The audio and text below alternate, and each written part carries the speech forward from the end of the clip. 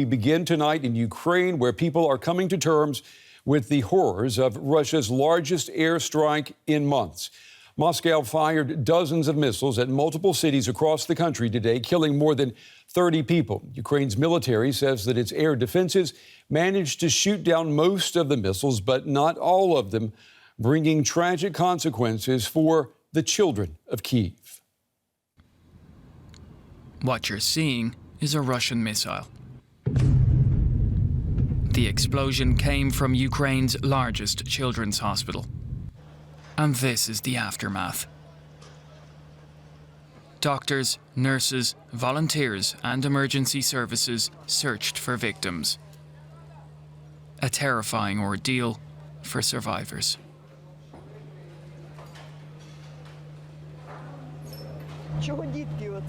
Why children? For some reason, we always thought that Ahmadid was protected. We were simply 100% sure that they would not hit here. And it turned out, well, it turned out the way it turned out. We managed to get most patients out to safety. Except for those who were most ill.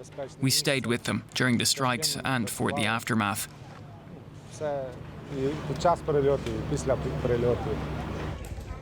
Patients were forced to evacuate the hospital after it lost water, oxygen and electricity.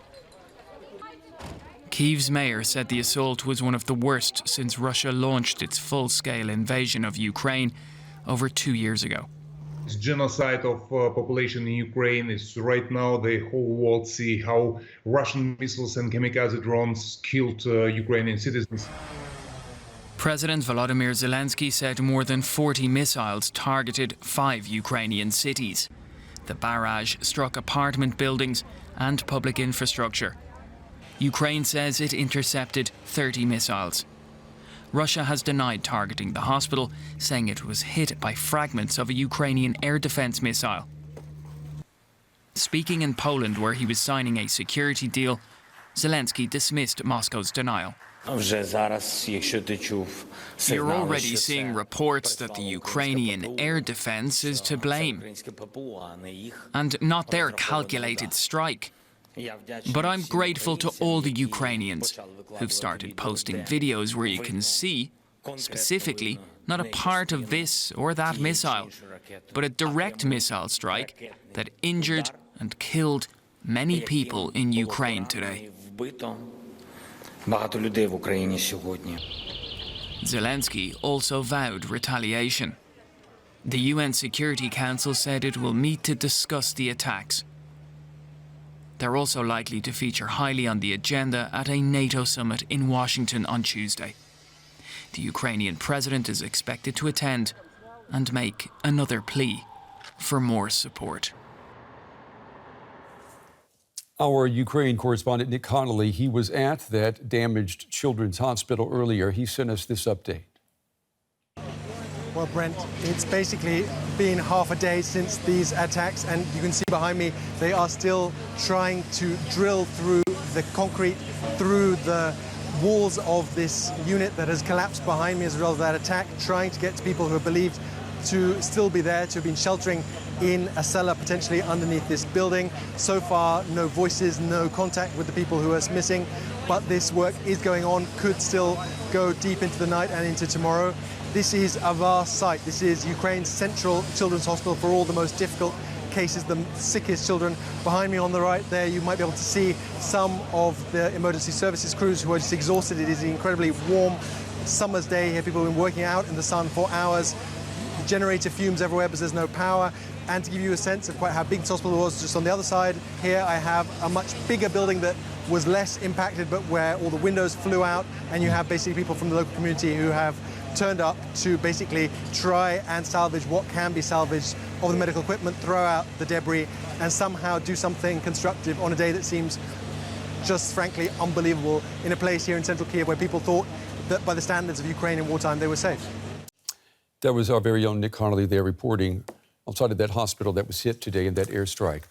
I want to go now to Yuriy Sak. He is the advisor to Ukraine's Minister of Strategic Industries. Mr. Sak, we appreciate you taking the time to talk with us. I'd like to start by just getting your thoughts on this latest barrage of missile attacks across your country? Good evening, Brent, and thank you for having me. Of course, we've witnessed today another example of what a terrorist state is capable of. A terrorist state that has been trying to break the will of the Ukrainian people for more than 2 years now. At the moment, Ukraine's electricity infrastructure is destroyed. There's intense fighting on the front line, but that is not enough for the terrorist state. That's why they are hitting children's hospitals, they're hitting maternity wards, they're hitting residential buildings.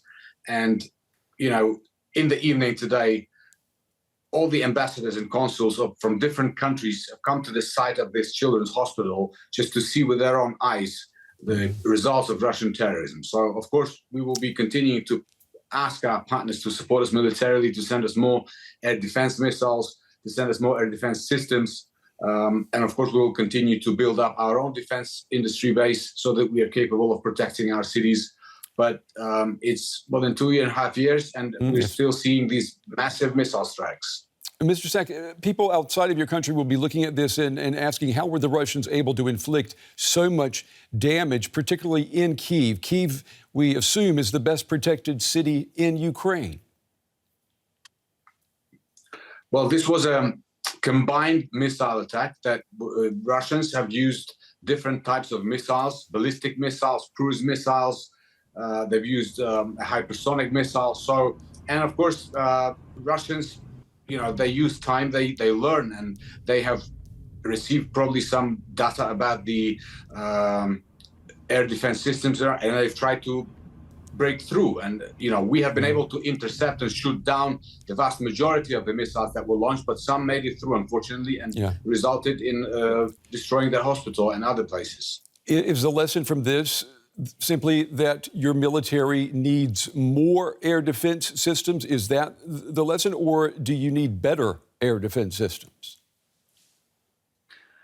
I think the primary lesson is that we need more air defense systems, and hopefully we will get them. And, you know, we look forward to the NATO summit, and all the countries who are members of the NATO alliance have seen what happened today, and we hope they would be more determined to provide more air defense systems and air defense interceptors to Ukraine. Are you hoping for anything tangible to come out of this? There's going to be an emergency session of the UN Security Council tomorrow. We understand this will also, I'm sure, be a topic at the NATO conference in Washington. Do you think something tangible will come out of these meetings? Well, we are confident that all the free nations of the world at the UN, they will condemn this terrorist attack. This is a genocidal war against independent people, and of course, you know, we will continue to advocate for more support for Ukraine on all international multilateral diplomacy arenas. Ukraine, I understand, has received additional Patriots. F-16s are also on the way. What more does your military need to better protect itself? Well, F-16s, when they will arrive, and we hope that this will happen soon, of course, they will complement our air defense systems. Then if we receive more air defense systems such as Patriots or NASAMS or IRIS-T, then we, of course, will be able to protect more of our cities, and, you know, we will be able to save lives of our children, of our innocent people. So everything is, you know, on our wish list. We are talking to our partners on a daily basis. And we are, of course, not just sitting idly. We are also trying to build up our own defense industry so that we can produce some of these means that can help us protect ourselves better in the future ourselves. Your President, Volodymyr Zelensky, has vowed retaliation. Do we know what that's going to look like? Well, such matters are left to the discretion of our general staff.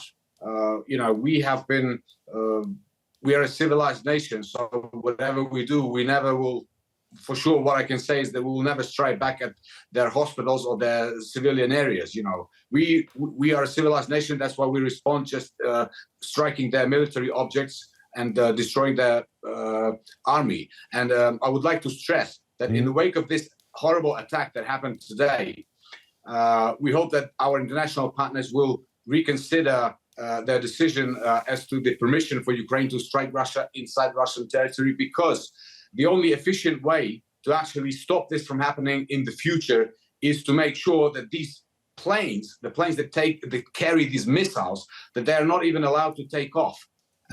For now, we don't have that permission, and as a result, our cities are at the risk of such attacks as the one that we have seen today. Yuriy Sak, advisor to Ukraine's Minister of Strategic Industries. Mr. Sak, we certainly appreciate you taking the time to talk with us on what has to be a very difficult day. Thank you. Thank you.